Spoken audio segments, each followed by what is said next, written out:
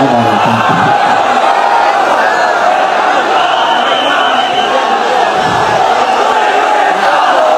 إن الحمد لله والصلاة والسلام على رسول الله. أما بعد فأعوذ بالله من الشيطان الرجيم. بسم الله الرحمن الرحيم.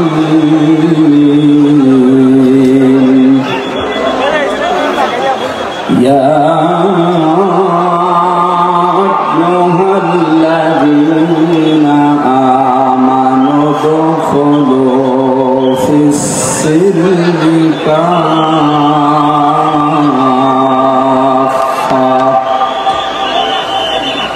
ولا تتبعوا خطوات الشيطان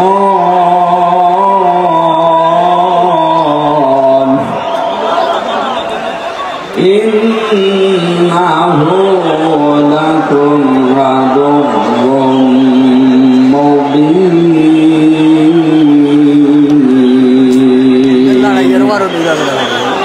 صدقنا ربنا. عن أبي سعيد الخدري رضي الله تعالى عنه قال قال النبي صلى الله عليه وسلم أنا خاتم النبيين لا نبي بعدي إلى آخر الحديث رواه ابن ماجه.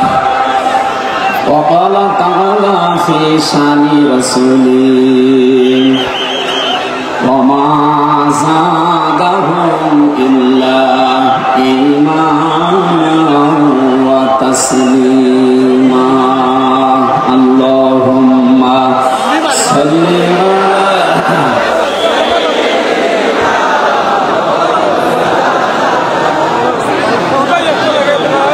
وعلى آل سيدنا مولانا محمد بلغ العلا بكماله كشف الدجى بجماله حسنت جميع خصاله صلوا عليه وآله.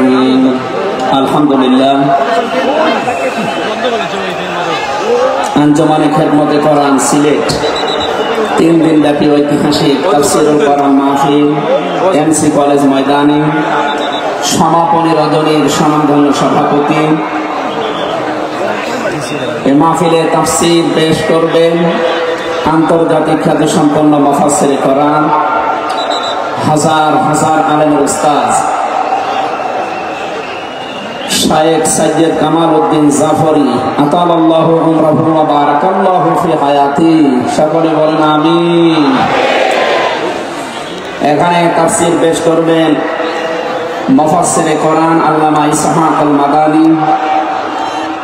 তাফসীর পেশ করবেন বিশ্বনন্দিত মুফাসসিরে কোরআন বাংলাদেশের কৃতি সন্তান শ্রদ্ধাভাজন বড় ভাই ডক্টর মিজানুর রহমান আজহারি দামাত বারকাতুহুমুল আলিয়া। এ মঞ্চে বসা আছেন যারা সকল আম্বিয়াদের রূহানী সন্তান সম্মানিত উলামায়ে কেরাম,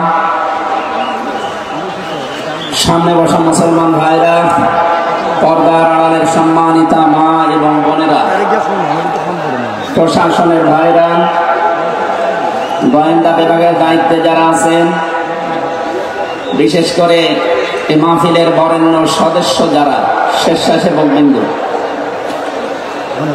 দল মত জাতি বর্ণ ধর্ম নির্বিশেষে কোরআনে কারিমের এই অনুষ্ঠান শুধু মুসলমানদের জন্য না, হাদা বায়ানুল লিন্নাস হুদাল লিন্নাস, মানুষ পাগবাচ্চা যারা বিবেচিত সবার জন্য আজকের এই অনুষ্ঠান। যদিও মুসলমানেরা এটা সাজিয়েছেন, সিলেট সহ আশপাশের 8-10টা জেলা থেকে আমরা জানি এখানে মানুষ এসেছে কোরআন শোনার জন্য। সুতরাং বাংলাদেশের ঐতিহ্যবাহী এলাকা হযরত শাহজালাল রহমতুল্লাহ আলাইহির পুণ্যভূমি সিলেট, কোরআন যারা আমরা শুনতে এসেছি মানুষ হিসাবে, আল্লাহ রাব্বুল আলামিন কোরআনে কারিমের তেলাওয়াতকৃত আয়াত থেকে দুনিয়া এবং আখিরাতে উপকার হয় এমন কিছু নিয়ে যাওয়ার তৌফিক আমাদেরকে যেন দান করে, আমিন। যারা এখানে এসেছি মানুষ, কোরআনে কারিমের মূল প্রতিপাদ্য বিষয় হচ্ছে মানুষ। আমরা সে মানুষ নিয়ে কথা বলবো ইনশাআল্লাহ। যদিও 15.5 বছরে আমাদেরকে জীবিত মানুষদের কোরআন শোনানো থেকে বিরত রেখেছিল ফ্যাসিস্টরা। আমি শ্রদ্ধার সাথে স্মরণ করছি ঐতিহাসিক এই ময়দানে বিশ্বনন্দিত মুফাসসিরে কোরআন শহীদ আল্লামা দিলওয়ার হোসাইন সাইদি রহমতুল্লাহ আলাইহি। আমি তার সাথে জেলখানায় দীর্ঘদিন 3টা বছর পাশাপাশি ছিলাম। তার অনেক স্নেহ, ভালোবাসা, আদর, মহব্বত আমি পেয়েছি। বিশেষ করে পাশাপাশি জেলে থাকার কারণে অনেক কিছু তার থেকে আমি নিতে পেরেছি। আল্লাহ যেন ওগুলো আমার প্র্যাকটিক্যাল লাইফে সেট করার তৌফিক দান করে। যেহেতু তাকে হত্যা করা হয়েছে, এই জন্য নির্দ্বিধায় বলতে পারে তিনি শহীদ। যদিও অনেকে দেশে স্বীকৃতি দিতে চান না যে উনি না শহীদ হয়নি। আপনাকে কি আবার শহীদ হয়ে আবার মৃত্যুবরণ করে দেখানো লাগবে যে আমি শহীদ হলাম? শহীদ এই শব্দটা কত দামি আপনি জানেন? কোরআনে কারিমে রব্বুল আলামিন বলেন, ওয়ালা তাকুলু লিমান ইয়াকতালু ফি সাবিলিল্লাহি আমওয়াত বাল আহইয়াউ ওয়ালাকিন লা তাশউরুন। সূরা বাকারা 2 নম্বর পারা 2 নম্বর পৃষ্ঠার 12 নম্বর লাইনে আছে এটা। আল্লাহ বলেন, মুখ দিয়ে বলবা না যারা আমি আল্লাহর জন্য শহীদ হয়েছে, তারা মরে গেছে, মৃত্যুবরণ করেছে, তারা মৃত, এ কথা বলবা না। বরং তারা জীবিত, কিন্তু তোমরা টের পাও না। মুখের পরে মানুষের অন্তরে একটা ধারণা নিয়ে আসতে পারে। এই জন্য মহান আল্লাহ অন্তরে ধারণা করতে নিষেধ করেছেন। ولا تحسبن الذين قتلوا في سبيل الله أمواتا بل أحياء عند ربهم يرزقون। সূরা আলে ইমরান 4 নম্বর পারা 11 নম্বর পৃষ্ঠা 9 নম্বর 169 নম্বর আয়াতে আছে। আল্লাহ বলেন, ধারণা করবা না যারা আমি আল্লাহর জন্য শহীদ হয়েছে, জীবন দিয়েছে, এই মানুষগুলো মারা গেছে, ধারণাও করবা না। মুখে তো বলাই যাবে না, অন্তরে ধারণাও করা যাবে না। বাল আহইয়াউন, বরং তারা জীবিত, ইনদা রাব্বিহিম ইরযাকুন, এবং তারা তাদের রবের কাছে রিজিক পাচ্ছে। বলেন সুবহানাল্লাহ। সুতরাং এই দেশে যারা শহীদ হয়েছে, অনেকে এখনো তাদেরকে স্বীকৃতি দিতে চান না। বিশেষ করে 2006 সালের 28 অক্টোবর থেকে শুরু করে 2024-এর 5 আগস্ট পর্যন্ত এ দেশের জন্য, মানবতার জন্য, ইনসাফের জন্য, ন্যায় বিচারের জন্য, মানবতার জন্য, বৈষম্য দূর করার জন্য যারা জীবন দিয়েছে, নির্দ্বিধায় আমরা বলতে পারি মানুষগুলো শহীদ। শহীদ আবু সাইদ, শহীদ মুগ্ধ, শহীদ রায়হান, শহীদ ফয়সাল, 2732 জন মানুষ আগস্টের 5 তারিখের আগ পর্যন্ত সবগুলো শহীদ। আল্লাহ যেন শাহাদাতের সর্বোচ্চ মাকাম তাদেরকে নসিব করেন, বলেন আমিন। আল্লামা দিলওয়ার হোসাইন সাইদি রহমতুল্লাহ আলাইহি যদি বেঁচে থাকতেন, আজকের এই সিলেটের ময়দানে তিনি আসতেন। কোরআনে কারীম শুনে হাজারো মানুষ হয়তো দিনের দিশা পেত। জালেমরা তাকে ধোঁকা দিয়ে জেল থেকে বের করেছিল, আমার সামনে দিয়েই বের করে নিয়ে গিয়েছিল। পুরা ধোঁকা দিয়ে ওনাকে আগের দিনও দেখলাম কি সুন্দর কথা বলছিল, আমাকে উপদেশ দিচ্ছিল। পরের দিন শুনলাম যে না, উনি অসুস্থ, পুরাটাই বানোয়াট। যে বলছে আপনি অসুস্থ, চলেন আপনাকে হাসপাতালে নিয়ে যায়, ওখান থেকে চিকিৎসার মাধ্যমে আপনাকে ছেড়ে দেওয়া হবে। উনি তো আনন্দে বের হচ্ছিলেন, কিন্তু জালেমদের দুর্বিসন্ধি যে এত গভীরে ছিল কেউ বুঝতে পারেনি, উনি নিজেও টের পান নাই। এই জন্যে প্রিজন ভ্যান থেকে নামার সময় আমরা দেখেছি একটা তৃপ্তির হাসি দিচ্ছিলেন। বলা হচ্ছে ওনার হাড়ে অসুস্থ ছিল, হাড়ের রোগ ছিল, এই কারণে। মানুষের হাড়ে অসুস্থ হলে ওইভাবে মানুষ হাসতে পারে? বলেন। কারারক্ষী যারা সামনে ছিল তাদেরকে লম্বা করে সালাম দিয়েছিলেন, জিজ্ঞাসা করেছিলেন আপনারা কেমন আছেন। একজন হাড়ের রোগী অসুস্থ মানুষ এই কথাগুলো বলতে পারে না, তার মানে এখন পোড়াটা পরিষ্কার, তাকে হত্যা করা হয়েছে। নবীজির কথা, দেওয়াল চাপা পড়ে মরলে যদি শহীদ হয়, সাপে কেটে মরলে যদি শহীদ হয়, নদীতে ডুবে পড়লে যদি শহীদ হয়, গাছের নিচে পড়ে যদি মরে শহীদ হয়, অ্যাক্সিডেন্টে মরলে যদি শহীদ হয়, যাকে অন্যায় ভাবে মেরে ফেলা হয়েছে অবশ্যই তিনি শহীদ। আল্লাহ রাব্বুল আলামিন তার গোলামের 50টা বছরের কোরআনের খেদমত যেন কবুল করেন, জান্নাতের সুউচ্চ মাকাম নসিব করেন, বলেন আমিন। আজকে তার সন্তানও আসবে, কলিজার টুকরা সন্তান আলহাজ শামীম বিন সাইদি অলরেডি চলে এসেছে, গতকাল শেষ হয়ে গেছে। আমাকে সিলেট পর্যন্ত আনার পেছনে আপনাদের যে সমস্ত মানুষগুলো ভূমিকা পালন করেছে, আমার ইসলামিক চিন্তাবিদ, শিক্ষাবিদ আলহাজ মাওলানা আব্দুল সালাম আল মাদানী, আতালাল্লাহু উমরাহু ওয়া বারাকাল্লাহু ফি হায়াতি, সকলে বলেন আমিন। আমরা যে কথা বলতে চাই, কোরআন আমরা শুনতে এসেছি, আমরা মানুষ। ওয়ালাকাদ কাররামনা বানি আদম, আমি বনি আদমকে সম্মানিত করেছি। অথচ এই সম্মানিত সৃষ্টির অসম্মান করার জন্য এই 15.5 বছরে অনেকেই সিনেমিনি খেয়েছিল। আল্লাহ তাদের সমস্ত কাজকে নস্যাৎ করে দিয়েছে। কোরআনের ভেতরে আমরা জেনেছি কোন জালেম সর্বপ্রথম কাজ করে। সূরা নমলের 34 নম্বর আয়াতে আল্লাহ দিয়েছে, ইন্নাল মালাকা ইযা দাখালু ক্বরিয়াতান আফসাদুহা ওয়া জাআলু ইজ্জাতা আহলিহা আদিল্লা ওয়া কাযালিকা ইয়াফআলুন। আল্লাহ পাক বলেন, জালেম যদি ক্ষমতায় বসে তার প্রথম কাজ হয় সে বিশৃঙ্খলা তৈরি করে জমিনে। আমরা দেখতে পেয়েছি 15.5 বছরে প্রায় 52টার উপরে বিশৃঙ্খলা তৈরি হয়েছিল। 2 নম্বরে ওই দেশের যারা সম্মানিত নাগরিক, সম্মানিত মানুষ, তারা তাদের দেশে অপমান করে, অপদস্থ করে। এই দেশের সবচেয়ে সম্মানিত মানুষ যারা আমরা দেখতে পেয়েছি তারা আলেম, অথচ এই বাতিলের টার্গেটই ছিল আলেমরা। এটা সম্মানিত মানুষদের যারা সম্মান করে, অপদস্থ করে, তাদেরকে হেয় প্রতিপন্ন করে, এটা জালেমদের 2 নম্বর কাজ।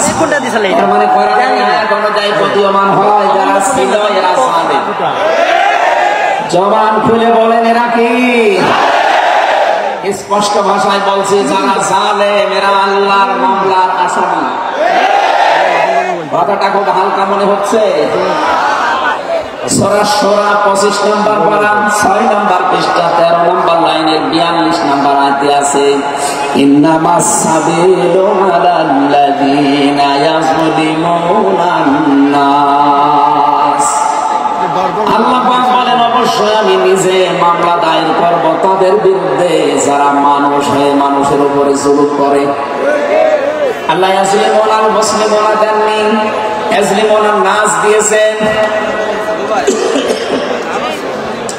ইয়াযলিমুন শব্দটা মুজারে, আরবি গ্রামার অনুযায়ী এটা বর্তমান, ভবিষ্যৎ, প্রেজেন্ট, ফিউচার, 2টা কাল নিয়ে শব্দ গঠন করা।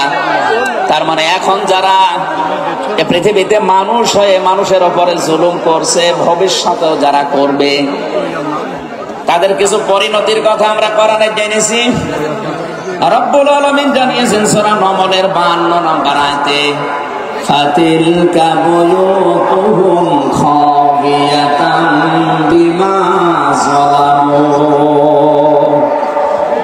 নবী একটু তাকান জালেমদের এই বাড়ির দিকে।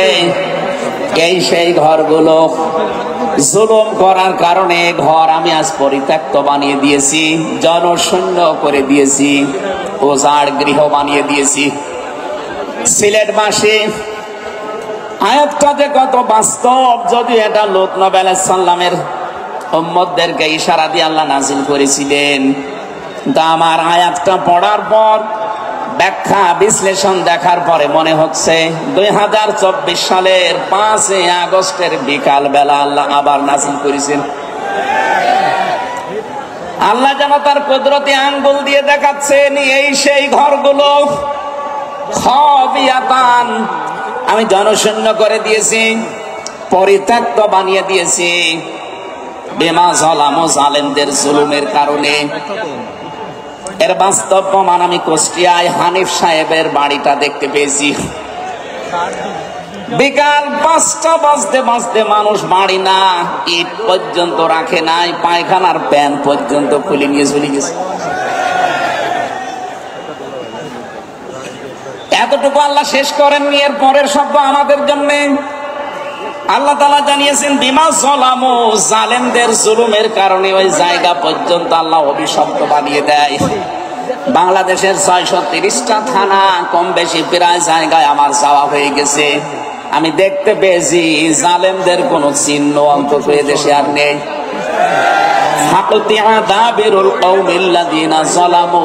আল্লাহ বলেন জালেমদের শিকড় কাটা হয়ে গেছে। এটা মজহুল, এর ফাইল বা কর্তা জানা নেই।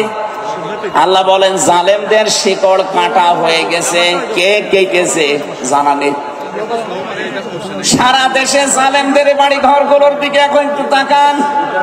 আমি তো যেই কয়টার দিকে তাকালাম দেখি মানুষ 8-9 জন 10 জন করে যায়, কেউ এদিকে কেউ এদিকে কেউ এদিকে, সব মনে হচ্ছে জামাতবদ্ধ টয়লেট চলছে। আল্লাহ জালেমদের বাড়ি পর্যন্ত অভিশপ্ত এমনি করে নাই, আমাদেরকে শিক্ষা দিতে চেয়েছেন এটা।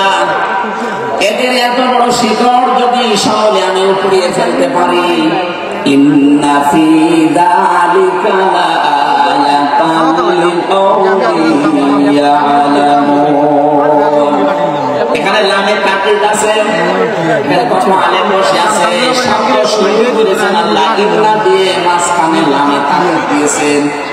আল্লাহ পাক বলেন অবশ্যই এর ভেতরে শিক্ষা আছে তাদের জন্য যারা জ্ঞানী সম্পদ। সুতরাং এটা দেখতে সারা বাংলাদেশে কালকে ছড়াবে। সবাইকে উদ্দেশ্য করে বলছি জালেমদের এত বড় শিকড় যদি আল্লাহ কেটে ফেলতে পারে, আগামীতে যারা চেয়ারে বসবেন ক্ষমতায় তারা খুব চিন্তা ভাবনা নিয়ে রাষ্ট্র চালাবে। আপনার দ্বারা যেন জনগণের উপরে জুলুম হয়ে না যায়। যদি আপনার দ্বারা জুলুম হয়, আগামী 5 বছর পরে আপনার বাড়িও দেখবেন শ্মশান হয়ে গেছে। আমি আশা করি আমার বক্তব্য আপনারা বুঝেছেন এবং রেকর্ড হওয়ার পরে যারা শুনবে তারাও বুঝবে। আমি এটা বলতাম না, আমি দেখতে পাচ্ছি কিছু মানুষ ইদানিং উলট পালট কথা বলছে। এ কারণে আমি ইঙ্গিত দিলাম, এখনই যদি আপনি এরকম কিছু বলেন, কিছুদিন পরে বলতে পারেন না।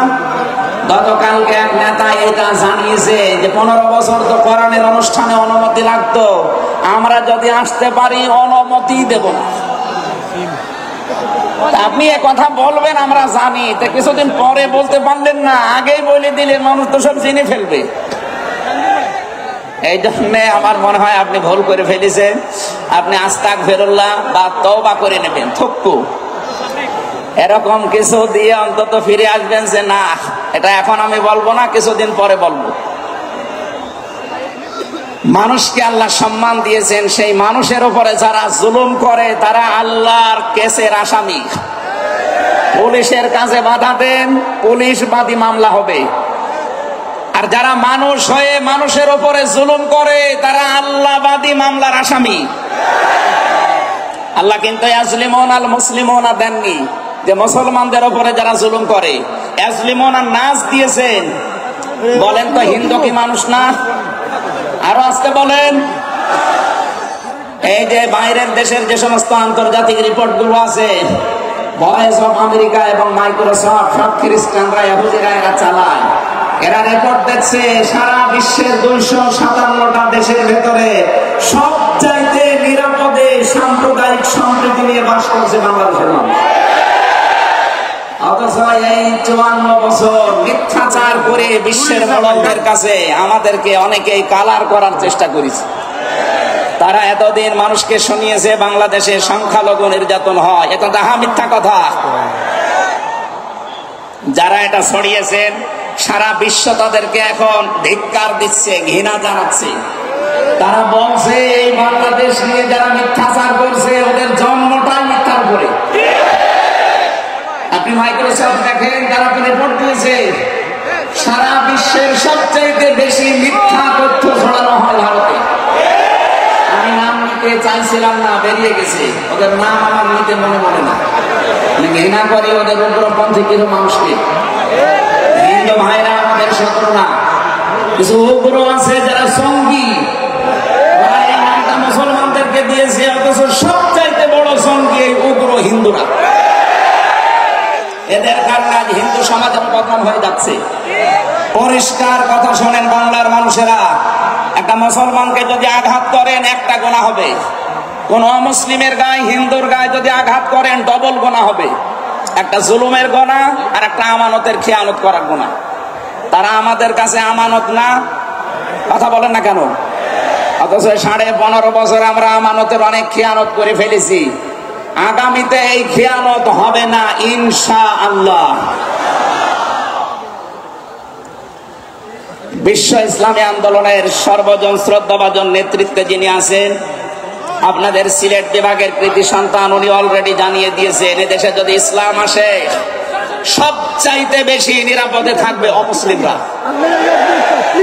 এই জন্য গাইবান্ধায় দেখলাম একটা অনুষ্ঠানে, তার আগে একজন হিন্দু পুরোহিত ঠাকুর বক্তব্য দিচ্ছিল যে এই দেশে আগস্টের 5 তারিখের পর থেকে সবচাইতে বেশি নিরাপদে আছি আমরা অন্য ধর্মের লোকেরা। আমরা একথা বিশ্বাস করি, যদি দেশে ইসলাম আসে সবচাইতে বেশি নিরাপদে থাকতে পারবো আমরা।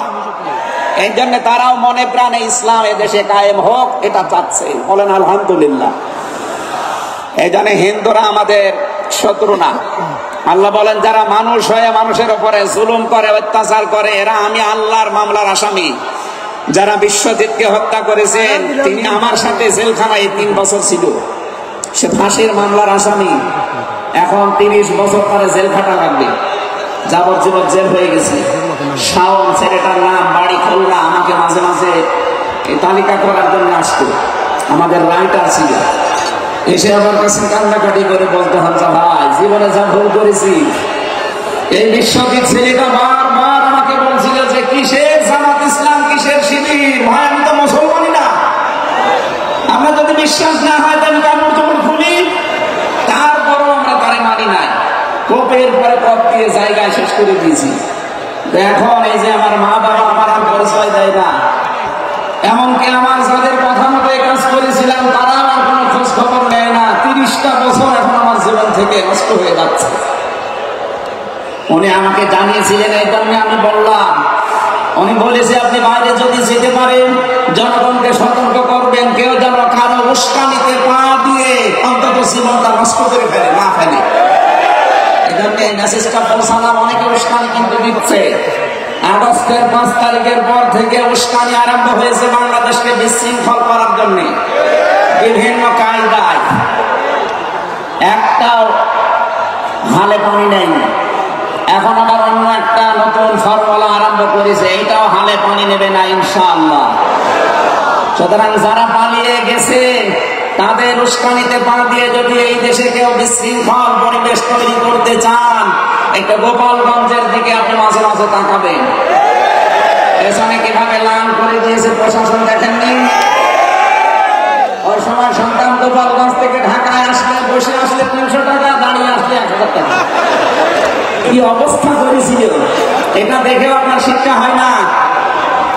এই জন্য আমি সতর্ক করছি, আগামী থেকে আমরা যেন কারো উস্কানিতে পা দিয়ে বিশৃঙ্খল পরিবেশ তৈরি করে দেশটা অন্তত রাজ্যের সর্বরাজ্য আমরা তৈরি করে না ফেলি, আল্লাহ যেন আমাদেরকে তৌফিক দান কথা মেনে নেওয়ার, বলেন আমিন। তাহলে যারা মানুষ হয়ে মানুষের উপরে জুলুম করেছে, তারা মামলার আসামি কার? আরো জোরে বলেন কার? বৈষম্য বিরোধী ছাত্র আন্দোলনে যারা 9টা দফা দিয়েছিল, আমি কোরআনে কারিমের সাথে প্রায় 6টা দফা পেয়েছি। সূরা নাহলের 90 নম্বর আয়াতে 6টা আছে, আর বাকি জায়গা থেকে তারা আবার 3টা নিয়েছিল। প্রথম যেটা নিয়েছে উইলিয়াম জাস্টিস, আমরা ন্যায় বিচার কায়েম করতে চাই, এটা আল্লাহ 1500 বছর আগে জানিয়েছে। সুবহানাল্লাহ বলতে পারুন না?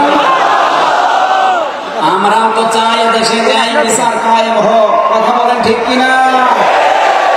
আর কোরআনে কারিম ছাড়া ন্যায় বিচার কায়েম করা সম্ভব না। আমান আমিলা বিহি ওজেরা আমান হাকামা বিহি আদালা, যদি কেউ আমল করে কোরআনের, তাকে আল্লাহ পুরস্কার দেবে।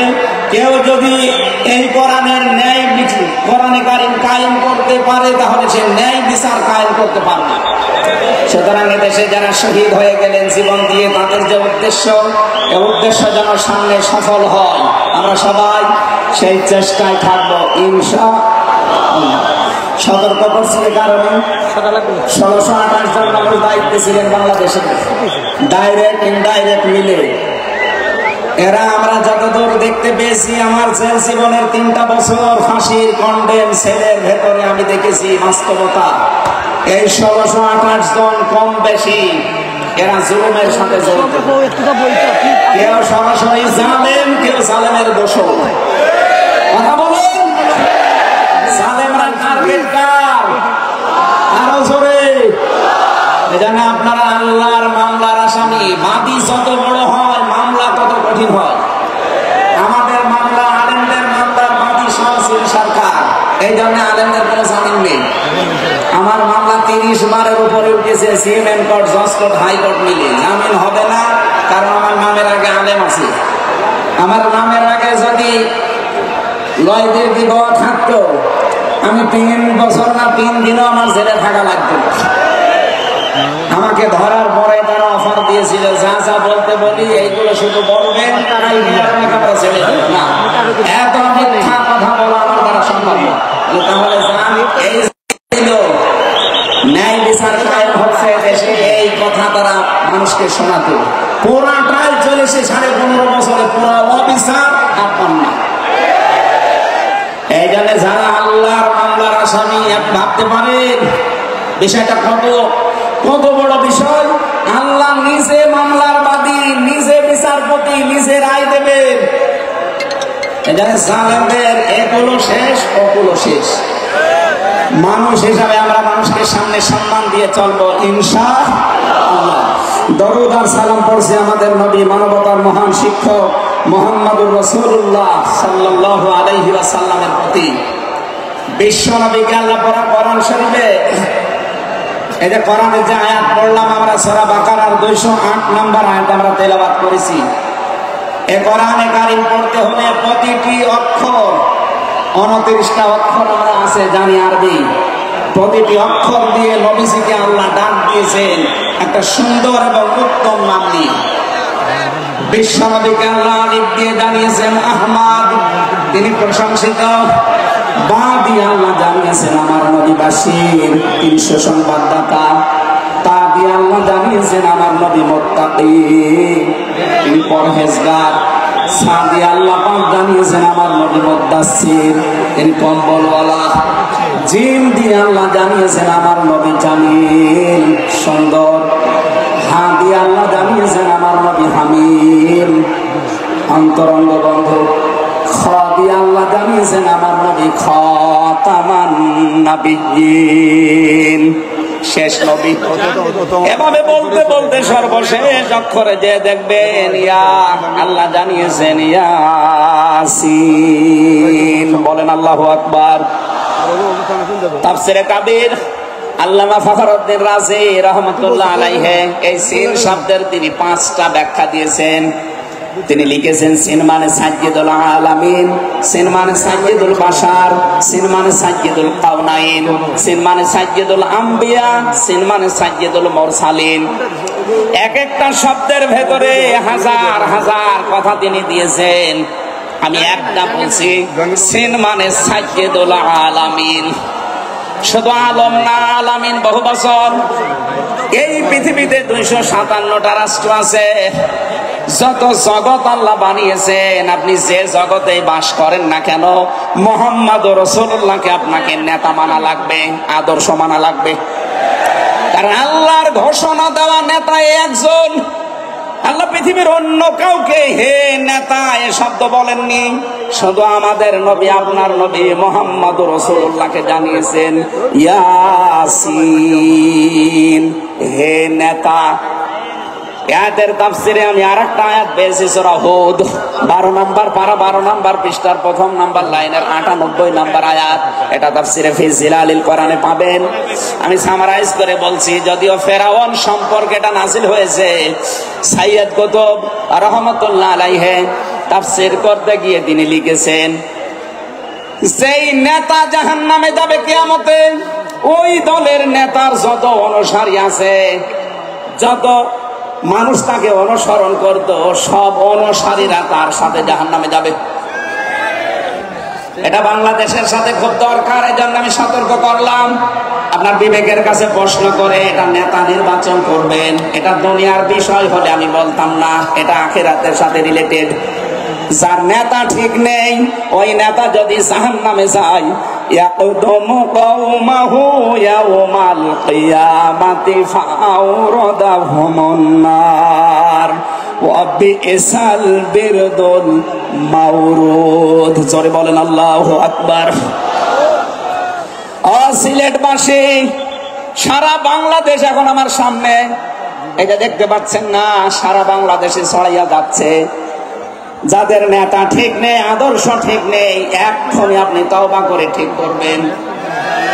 সত্যি বলছি, যাদের নেতা ঠিক নেই, ওই নেতা যদি জাহান্নামে যায়, আল্লাহর কসম আপনাকে ওর সাথে জাহান্নামে যাওয়া লাগবে। নেতৃত্ব দেওয়ার জন্য গুণ বললাম কয়টা? বলেন বলেন। আপনি সূরা বাকারার 247 নম্বর আয়াতটা দেখবেন। ক্বালা ইন্নাল্লাহা আসতাফাহু আলাইকুম ওয়া যাদাহু বাসতান ফিল ইলমি ওয়াল জিসম ইলা আখিরি আয়াত। আল্লাহ নিজে জানিয়েছেন, এই পৃথিবীতে কেউ যদি নেতৃত্ব দিতে চায়, তার প্রথম নাম্বারে জ্ঞান লাগবে। জোরে বলেন, কি লাগবে? আপনি যাকে মেনে চলেন, যার না নেতৃত্ব মানেন, বলেন তো সে জ্ঞানী আপনার দৃষ্টিতে মনে হয়? যে লোকটা কথা বলতে পারে ঈদুল ফিতরের জানাজার নামাজ আগামীকাল অনুষ্ঠিত হবে, ওর জ্ঞান কেমন আপনি টের পাচ্ছেন না? এই কথা বলে না কেন? এই জন্য নেতৃত্বের সামনে কেউ দিতে চাইলে তাকে জ্ঞানী হওয়া লাগবে, আসমানের জ্ঞানী হওয়া লাগবে। যাবতীয় জ্ঞান, জাগতিক জ্ঞান তো লাগবেই, মাস্ট বি। এইটার জ্ঞান লাগবে। কোনটার বলেন? 2 নম্বরে আমি পেয়েছি, নেতা হওয়ার জন্য লাগবে, কেউ যদি সীমা লঙ্ঘন করে, কথাবার্তায় কাজে কামে, সে নেতৃত্ব দেওয়ার যোগ্যতা হারিয়ে ফেলে। এটা সূরা শুআরার 152 নম্বর আয়াতে পাবেন। বাংলাদেশে আমরা এই কয়েকদিন ধরে দেখতে পাচ্ছি, ডক্টর মিজানুর রহমান আজহারী উনি একটা ইঙ্গিত দিয়েছেন, আর কেউ কেউ তার কথাটা ধরে মাথা কল্লা পর্যন্ত 10 লাখ টাকা ঘোষণা দিয়ে দিয়েছে। আপনার এত টাকা, একজন মানুষের মাথার দাম, আপনি 10 লাখ ঘোষণা দিয়ে দিলেন, তা আপনি একজন পীর। এটাকে পীর না শয়তান? দুদককে বলবো, যারা 10 লাখ টাকা মানুষের মাথা ঘোষণা দিতে পারে, তার টাকা আছে কত আপনারা খোঁজ নিন। কথা বলেন না কেন? এই পীরগুলোকে আমরা মানুষকে 50,000, 5 লাখ, 10 লাখ টাকার কম্বল বিতরণ করতে দেখি না এই শীতে। তারা মানুষের মাথা চায় 10 লাখের বিনিময়ে।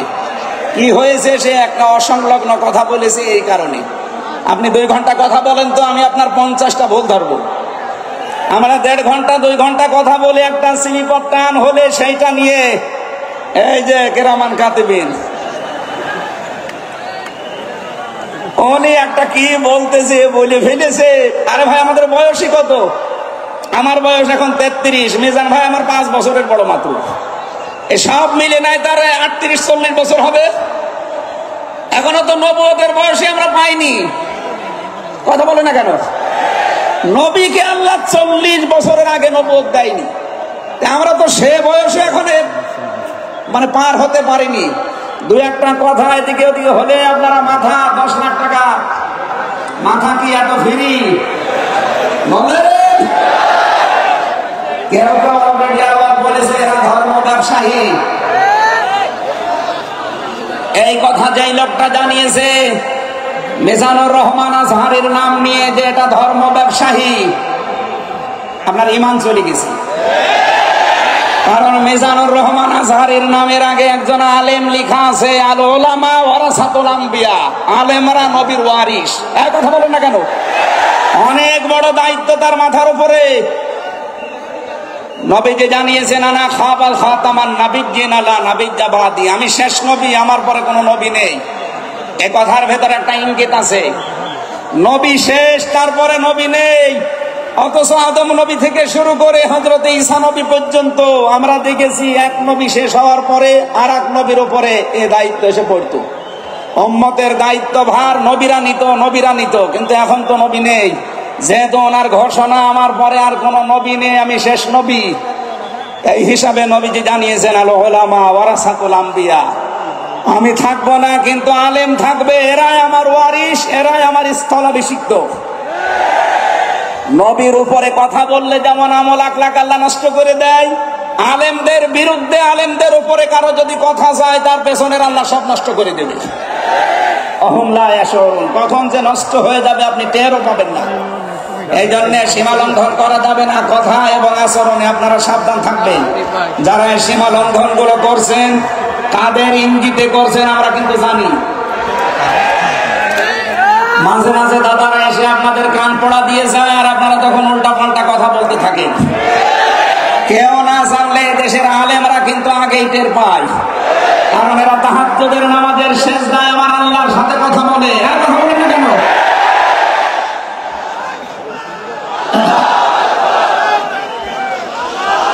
ঠিক আছে, এই জন্য যারাই যা কথা বলবে না কেন, কারো কান পড়ায় কান দিয়ে সীমা লঙ্ঘন করবেন না। আমি আশা করি কি বোঝাতে চাই আপনি বুঝেছেন। নেতৃত্ব দিতে হলে সীমার ভেতরে থাকবেন। 3 নম্বরে আমি পেয়েছি সূরা কাহফের 28 নম্বর আয়াতে যে গাফেল হওয়া যাবে না যারা নেতা হবে। অথচ এই দেশে আমরা দেখি 54-53 বছরে যারা নেতৃত্ব দিয়েছে অধিকাংশ গুলোই গাফেল। আল্লাহর এই কোরআন সম্পর্কে তারা গাফেল, মানবতার সম্পর্কে তারা গাফেল ছিল। 4 নাম্বারটাই পেয়েছি সূরা নিসা।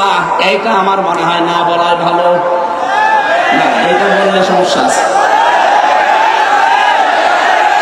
আমি তো আয়াত বলে দিচ্ছি, বাংলা বলবো না। সূরা নিসা 5 নাম্বার পারার 2 নাম্বার পৃষ্ঠা 11 নাম্বার লাইনের 34 নাম্বার আয়াত।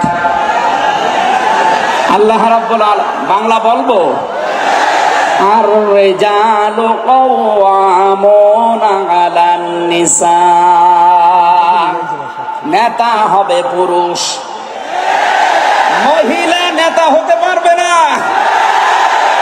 এটা একটু আস্তে বলেন, আমার ভয় করে।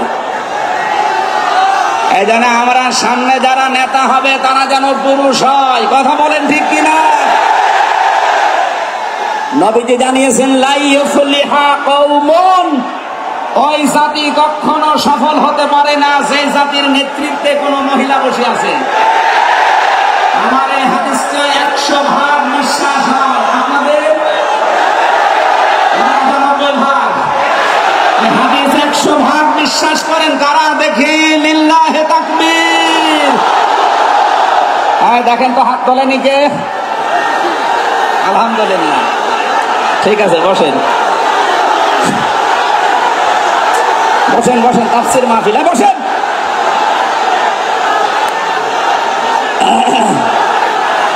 এটা যদি আমরা মেনে নিতে না পারি, এই 54 বছরে আমরা যেখানে ছিলাম আরো পেছিয়ে যাওয়া লাগবে। এই জন্য আমরা সামনে এগিয়ে যেতে চাই। কোরআনের সূরা নিসার 34 নম্বর আয়াত, সামনে যদি নেতা হয় পুরুষ মানুষ হবে ইনশাআল্লাহ। আরো জোরে বলেন ঠিক কিনা? 5 নম্বর পেয়েছি সূরা বাকারা 124 নম্বর আয়াত, কোন জালেম নেতা হতে পারবে না। আমাদের জাতির পিতা হযরত ইব্রাহিম আলাইহিস সালামকে দিয়ে আল্লাহ উদাহরণ দিয়েছেন। আপনি সূরা বাকারার 124 নম্বর আয়াতটা পড়ে নেবেন। সুতরাং যারা জালেম হবেন সামনে তাদের নেতৃত্বে আসার দরকার নেই, আপনি ভিক্ষা করে খান। এক কথা বলেন না কেন? আমরা অনেককেই দেখতে পাচ্ছি এই যে দ্বিতীয় স্বাধীনতার পর থেকে অনেকেই জুলুম আরম্ভ করেছে। আপনারা থামবেন। আমরা সবাই মাজলুম এই দেশে, শুধু ওই 14 দল বাদ দিয়ে। সুতরাং আমরা এই মাজলুম গুলো যেন আবার জালেম হয়ে না যায়, তাহলে নেতৃত্ব দেওয়ার যোগ্যতা আমরা হারিয়ে ফেলবো। আল্লাহ যেন আমাদেরকে বাঁচান, বলেন আমিন। সূরা বাকারা আয়াত নাম্বার 208। আমরা একটা মাত্র আয়াত থেকে আজকে তাফসীর করার জন্য বসছি, আমার নির্ধারিত সময় পর্যন্ত যাব।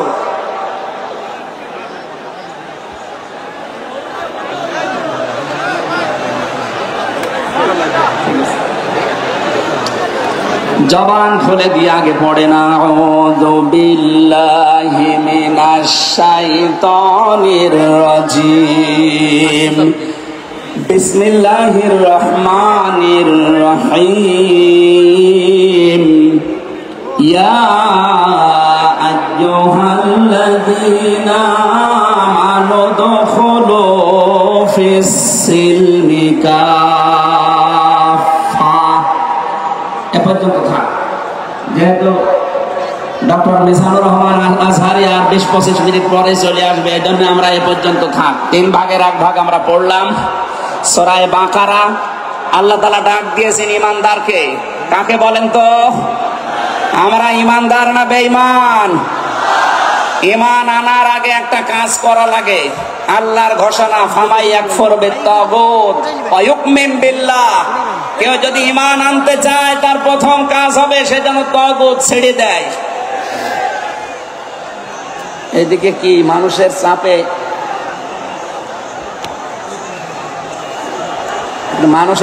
এগুলো হচ্ছে নাকি? আপনারা একটু ধৈর্য ধরেন। আসলে এনাদের তো আর জায়গা নেই, আর কোথায় পাবে জায়গা? এখানে শুনলাম আসার আগে 8 থেকে 10 লাখ মানুষের ওনারা ব্যবস্থা করেছে। এরপরও বাইরে যে অবস্থা দেখলাম, কমপক্ষে 15 থেকে 16 লাখ মানুষ আজকে এই সিলেটের ময়দানে এসেছে কোরআন শোনার জন্য। আলহামদুলিল্লাহ। সম্মানিত ভাইরা, আমরা যেটা বলতে চাচ্ছি, ঈমান আনার আগে আল্লাহর নির্দেশ যে তাগুত ছেড়ে দাও, তাহলে ফাকাদ ইসতামসাকা বিল উরওয়াতিল ওয়াসকা, এমন একটা মজবুত রশি ধারণ করতে পারবা, লাং ফিসামা লাহা, যা ছিঁড়ে যাবে না। এ বাংলাদেশ সহ বিশ্বে আমরা যারা ঈমানের দাবি করি, অনেকে তাগুত ছেড়ে না দিয়ে ঈমান এনেছি। এজন্য বিপদ আসলে ঈমান আর টেকে না। পক্ষান্তরে যারা তাগুত ছেড়ে দিয়ে ঈমানের দাবি করতে পেরেছে, এই মানুষগুলোর ঈমানের যত পরীক্ষা হয় তাদের ঈমান তত মজবুত হয়। শহীদ আল্লামা দেলাওয়ার হোসেন সাঈদী তার 1 নম্বরে প্রমাণ। কথা বলেন না কেন? 13টা বছর জীবনে একটা ঘরে কাটিয়েছে, তারপরও তিনি মাথা নত করেন নাই। কারণ তাগুত ছেড়ে দিয়ে ঈমান এনেছিলেন। তাগুত ছেড়ে না দিয়ে যদি ঈমান আনতেন তিনি টিকে থাকতে পারতেন না। আমি বহু মানুষ জেলে দেখেছি, বহু আলেমকে দেখেছি, তারা টিকে থাকতে পারে না, আল্লাহকে পর্যন্ত দোষারোপ করে। ডক্টর শফিকুল ইসলাম মাসুদ, দেলাওয়ার হোসেন শিবিরের সাবেক সভাপতি, নাম নিয়ে বলছি এই কারণে, এই মানুষগুলো ঈমান এনেছিল তাগুত ছেড়ে দিয়ে।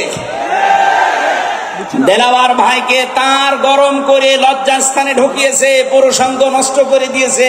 57 দিন লোকটা রিমান্ডে ছিল, তারপরও টলাতে পারে না জালেমরা। কিন্তু যারা ঈমান এনেছে তাগুতের সাথে মিল মহব্বত রেখে, আপনি তাকান, আগস্টের 5 তারিখের পরে তারা অনেকেই বেঈমান হয়ে গেছে। জাতীয় মসজিদের সাবেক ইমাম, কথা বলে না কেন? 5 তারিখের পরে পালিয়েছে, পৃথিবীর ইতিহাস পাল্টিয়ে দিয়েছে। জাতীয় মসজিদের ইমাম পালিয়ে যায়, এটা একটা লজ্জা না? এমপিরা নাই পালিয়ে গেল, তা আপনি কেন পালাবেন? কিছুদিন পরে জোর করে এসেছিল ইমামতি আবার করব, জনগণ জুতা দিয়ে পিটিয়েছে। পরের দিন স্ট্যাটাস দিয়েছে জনগণ জুতা দিয়ে পিটিয়েছে, তাই কি আমার গায়ে লাগেনি? মানুষ কত নিচে নামতে পারে। তার বাবা তো একদম ভালো মানুষ ছিল, একজন আলেম ছিল, তো কি এসেছে আল্লাহ জানে। একটা জালেমাকে সে নাম দিয়েছে কওমি জননী। এই নামটা যেই দিন দেয় সেদিন জেলখানায় ওনার নামে বদদোয়া হয়েছে। মাওলানা মামুনুল হক সহ যত আলেম ছিল আমরা এক জায়গায়, ওনারা বলছিল যে করলো কি? হেফাজত ইসলামের 13 সালে এতগুলো মানুষ হত্যাকারী যার হাতে রক্ত লেগে আছে, আর সেই লোকটাকে নাম দিয়ে দিল কওমি জননী। আমাদের মাথা কাটা গেল। এরকম হাজারো আলেম, হাজারো পীর, হাজারো মুসলমানের দেশে ঈমান রাখতে পারে নাই, কারণ তগুতের সাথে সম্পর্ক রেখে ঈমানের দাবি করত। আল্লাহ বলেন ঈমান আনতে হলে আগে তগুত ছেড়ে দাও, এরপরে ঈমানের দাবি করো। উদখুলু ফিস সিলমি কাফা, ঈমানদার যারা তারা প্রবেশ করো পুরোপুরি ভাবে ইসলামে।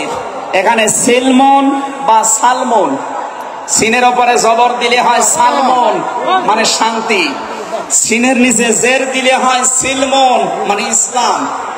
আল্লাহ রাব্বুল আলামিন ঈমানদারকে ডাক দিয়ে জানিয়েছে তোমরা প্রবেশ করো, যেহেতু সিলমনটা আছে এজন্য ইসলাম নেওয়া লাগবে। আমি যতগুলো তাফসীর বিশ্ববিদ্যালয়ে থাকাকালীন মিলিয়েছিলাম এই সিলমন দিয়ে। আমি ভার্সিটিতে থাকাকালীন প্রায় 42টার উপরে এক জায়গায় মিলিয়েছি, যে দেখি সবাই কি বলে। প্রত্যেক মুফাসসির এখানে শান্তি না, এখানে নিয়েছেন তারা ইসলাম অর্থে তোমরা পুরোপুরি ইসলামে প্রবেশ করো। এখন আমরা যদি প্রশ্ন করি পুরোপুরি ইসলামে প্রবেশ করার কোরআন শরীফ থেকে আমরা ব্যাখ্যা বিশ্লেষণ দিয়েছি যে 5টা বিষয় যখন দেখবেন আপনার ভেতরে আছে, তখন বুঝবেন আমি পুরোপুরি ইসলামে প্রবেশ করেছি। জোরে বলেন সুবহানাল্লাহ।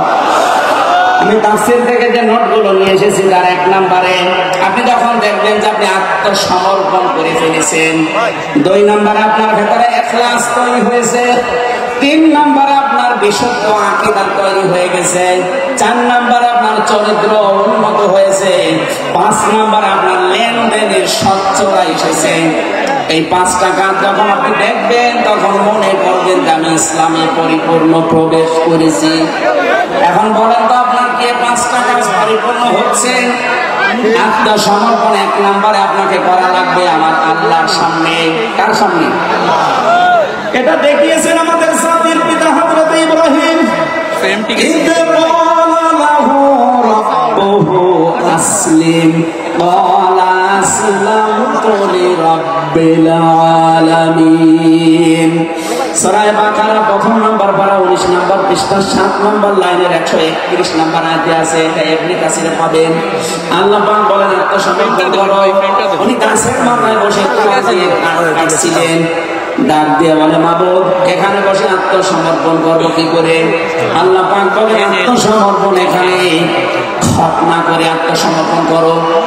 গাছের মাথায় তিনি গোড়াল দিয়ে খাতনা করে বললেন আমি মহাবিশ্বের প্রতিপালকের কাছে আত্মসমর্পণ করলাম, স্যালেন্ডার করলাম। এতটুকু তিনি শেষ করেননি, তিনি ডাক দিয়েছিলেন ইন্তেকালের আগে তার সন্তানদেরকে।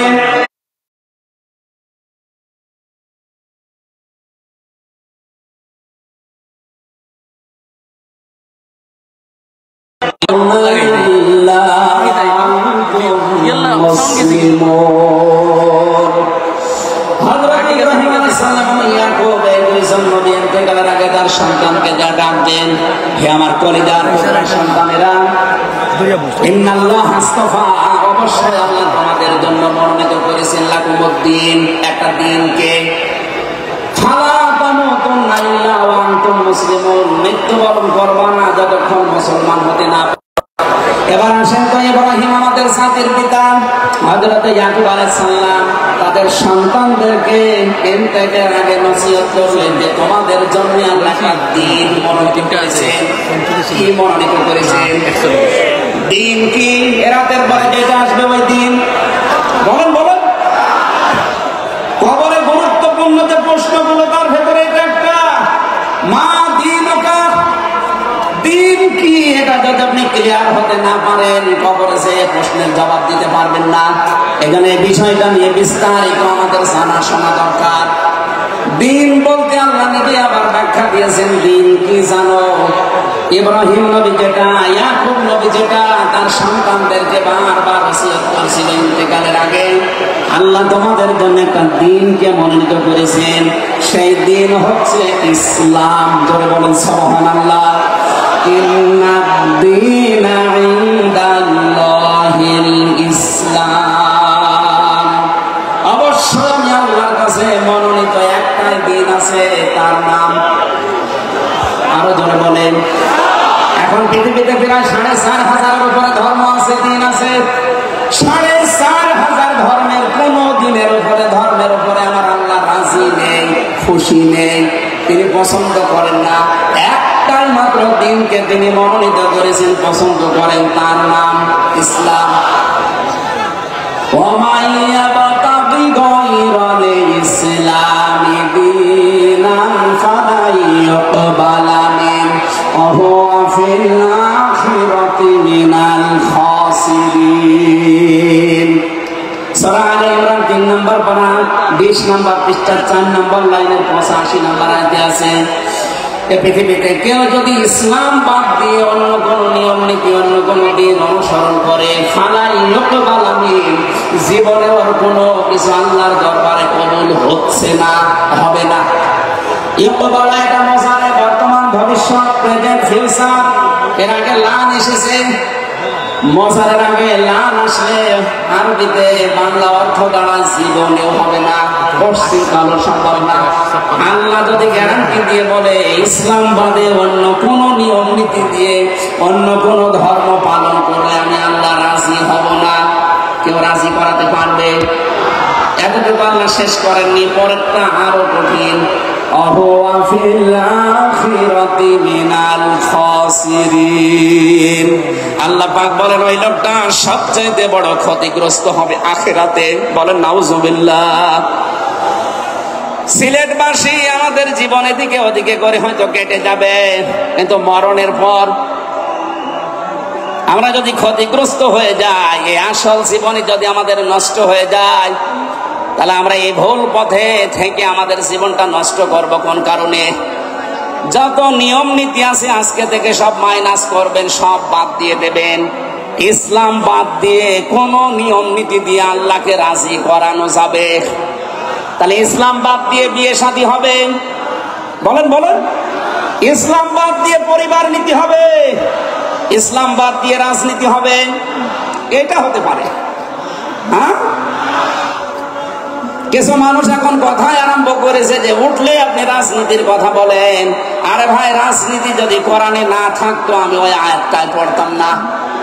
এর ভেতরে নামাজের কথা মাত্র 82 জায়গায় আছে। কোন জায়গায়? বলেন বলেন। রোজা রাখা ফরজ মাত্র এক জায়গায় আছে। হজ করা ফরজ মাত্র এক জায়গায় আছে।